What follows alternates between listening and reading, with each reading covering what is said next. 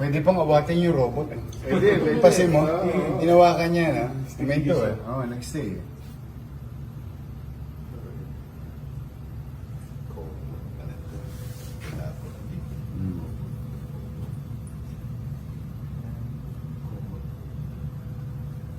Natutuwa yung batang Maynila. Lagi niya ng tekno.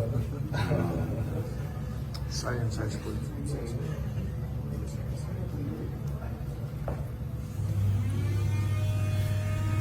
Ayun, kumuha na ng seat. Babacuum siya. Ayan, yung pinaliwanag niya kanina. Ayun, nagtatabi mo. Tapos ano yun, measured.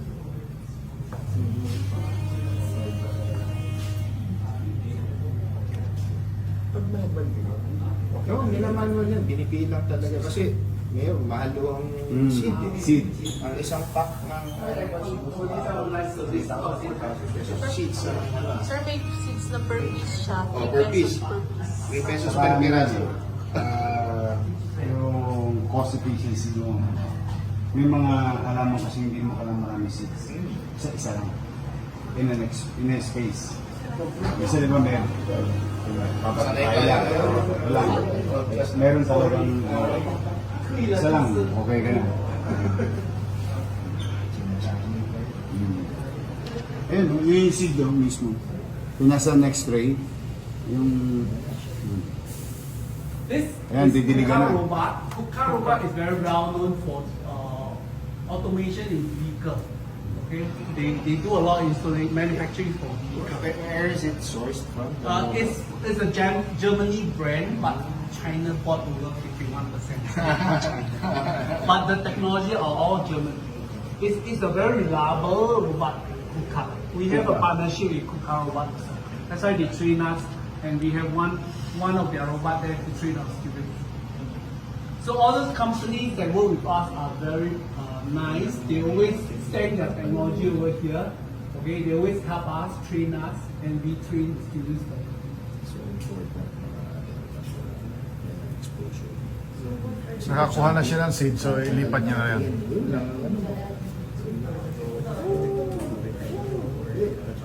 Inside, my colleague there is Mervin. Okay, Mervin is automation trained. Okay, he is an engineer. Okay, but we have to train him to do science. So he have to take care of the vegetables also. So for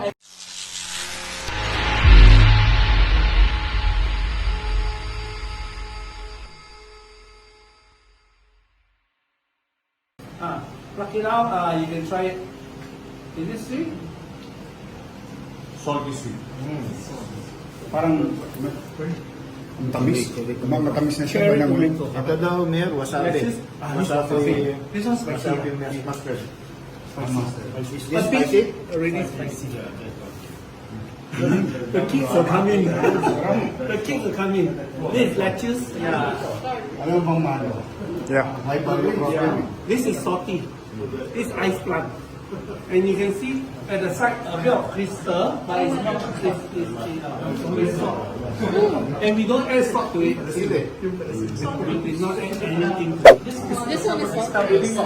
Yes. Okay, the nature of the plant. We don't add anything to it. Okay, it is by itself. Okay. You have to tell. Ito mahirap pa. This is spicy. Yan yung pang deer. Spicy. Yan ba yung pang deer Darla? Hindi, hindi. It is like that. This is You what's can ask every no. Oh, malo talaga. This is ice plant. Oh, finish. You see? Oh, good sales. Where's the pork?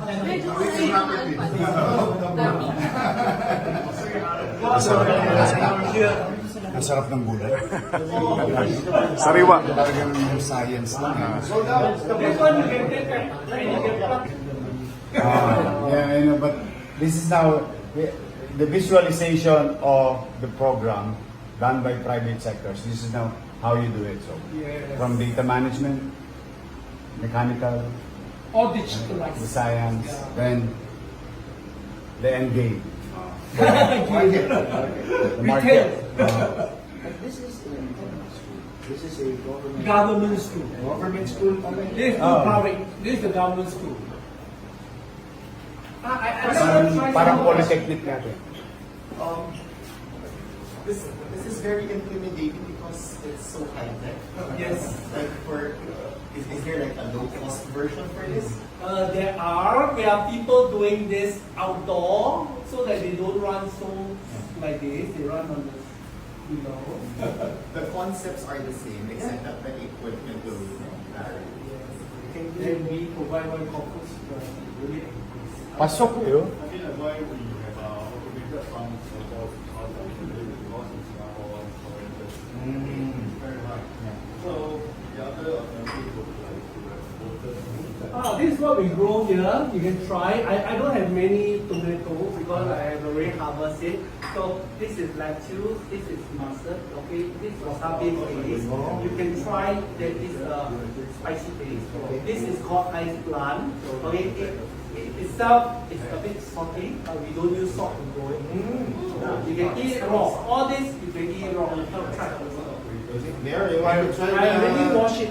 Ay, yeah. Try this tomorrow.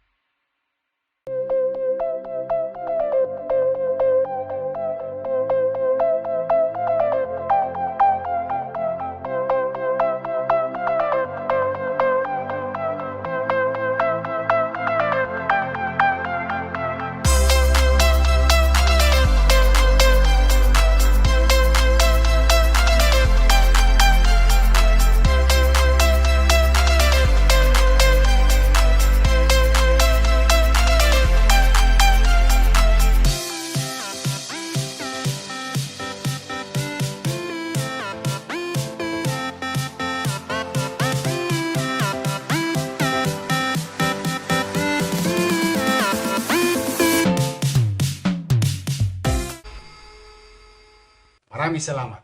Manila, God first.